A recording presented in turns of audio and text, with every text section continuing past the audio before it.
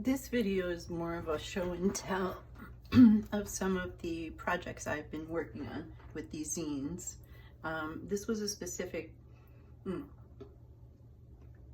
excuse me, this was a specific project I had in mind, which was I wanted to do two things: try out this specific paper for this use, folding it ultimately into a zine, and I made myself a tester with just nothing painted.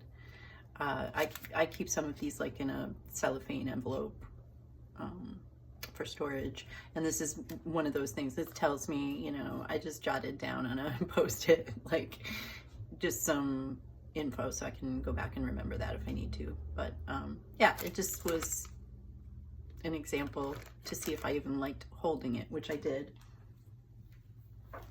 So then I started messing around, and I think I've shown a few of various abstract intuitive pieces on either Blue Sky or my channel here. But I wanted to see about this spacey nebula abstract aurora sky thing that I seem to keep being drawn to do. And I wanted to see if I could translate that into this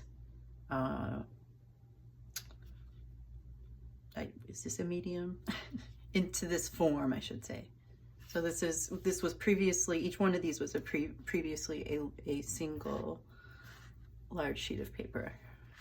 Leave these guys out. I cut a few pieces of this paper. Was it Montval? And here are three of the projects I did in the past, I would say, week, maybe.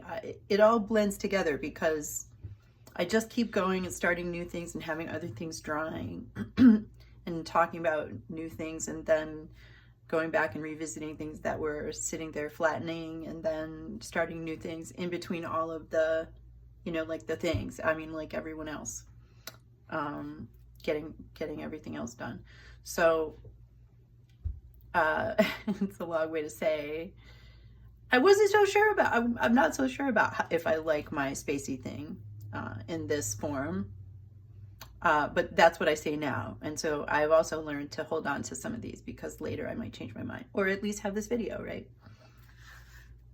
I found that you know, it kind of still needs like, it needs like some, it's hard to know where would I put the trees or some sort of cityscape, but it sort of needs something like that. And then it's not so abstract.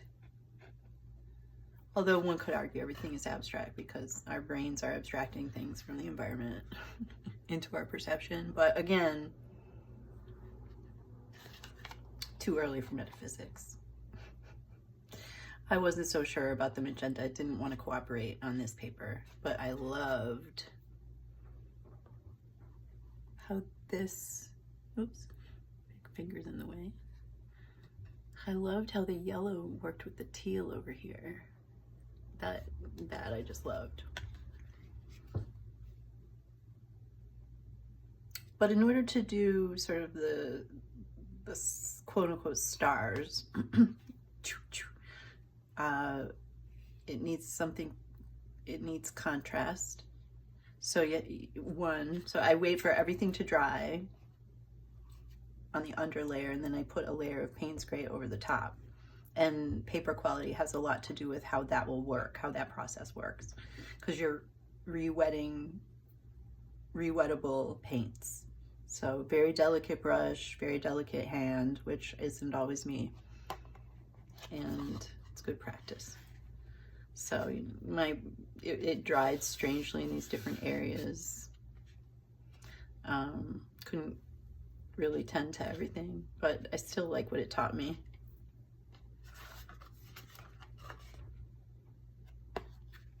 It has some fluorescent neon to it. This opera pink has some neon to it, so under a black light, it'd be kind of cool.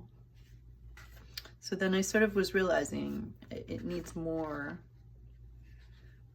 to be something I'll like and want to pick up and look at. And I tried it with this one. It still has the overpainting of Payne's Gray, but I left a lot more color. Front, back. It was unbelievable to me that everything was so dry, I thought, but there was still enough moisture to get through and reactivate these little gouache, larger gouache paint speckles. I decided I liked it, but it was sort of a happy accident. I might want to avoid that in the future.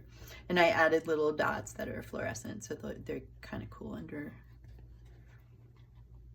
Using some stencils. So again, this was a single sheet of paper, and so it had different sort of little things going on. Here's where the paint started to dry, and I decided to let it have that hard edge and drip instead of like spraying more. You can spray and buy yourself time, and I decided to let it drip. I liked how it turned out, very abstract. But I don't like how the white paint speckled big blobs in some spots. That's on me. Big, shooting stars, I call them. But I still like this. I like this.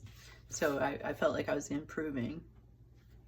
But I don't know if I would keep doing it that style. Maybe.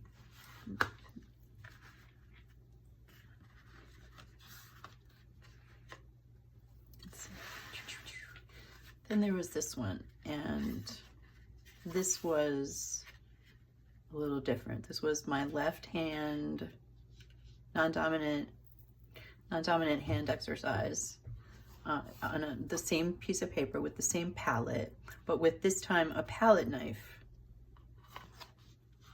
You can see how sharp and choppy. And it stemmed from, honestly, it stemmed from, here's my palette knife. And it had, I believe the yellow, it had yellow quinacridone, possibly quinacridone yellow on it. And I didn't want to waste that. So I had a piece of paper handy, and I quickly, I had this project open, the space project with this paper, but I quickly pivoted and grabbed this other sheet of paper and put some water down with a paintbrush, and then went through finished out the yellow, and then started adding the palette that I already had going, which was some turquoise and some pink. I keep this palette knife on a magnet nearby so I can reach it easily. So that's how this turned out. Kind of cool. Different, linear, choppy, heavy-handed with the paint. But all this white space. I could have doodled and added stencils, except I just also like this. I like the others, and I like this. I like the white space on this. It's kind of trippy. It's all because I didn't want to throw out the paint. I wanted to do something with it, and I did this because it was all set up. Let it dry, folded it into a zine fold, put it under, glued the back, put it under some weights, books, large books.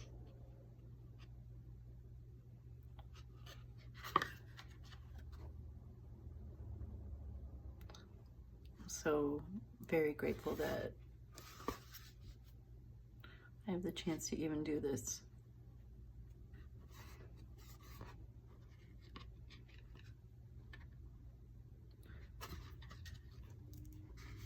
Very lucky. This is what it looks like the other way, because I'm not sure which way it is, which way it goes.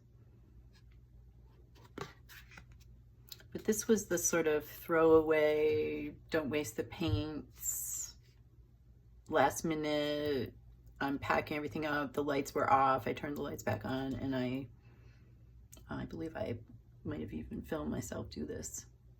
I already had the camera set up. This is the one I like the most. It happens over and over again. But I also love the ones that are more planful, and if you can say that about any of these, they're all sort of spontaneous. That's the way I work and have to work and enjoy working, I guess. I like how it might be hard to see. You can see like the paints didn't necessarily combine every time, and so sometimes they granulate each other or they repel each other on the page. Some, you know, sometimes the rule of thumb is matching cools, careful with the warm yellows, getting into color theory, what mixes. And so of course, you don't always, one doesn't maybe always want to be making mud on a page, brown or everything looking muddled, for sure. For these sort of like, you know, intuitive, meditative, therapeutic, because the process is therapeutic, especially in this one, all of them, maybe even talking about it here, but, and which is a lot of what I'm going for. But this one especially was very meditative and mindful. I didn't have much room for self-critique because I'm trying to, it's my left hand, I'm trying to hold it. You could, I mean, you know, if I decide to post that video, it's very clear how uncomfortable my sort of hand is holding it, but still keep going. And, you know, I like this. I like this. I like the end result, but that wasn't necessarily the point. It was also the movement, the physicality, the hand-eye coordination. Of course, to try to do something I like when it dries, but yeah. So yeah, that was fun. But yeah, this one, I love the pink and the yellow next to each other. I like teal. Not everybody likes the turquoises and teals. I get it. I don't always like it every time.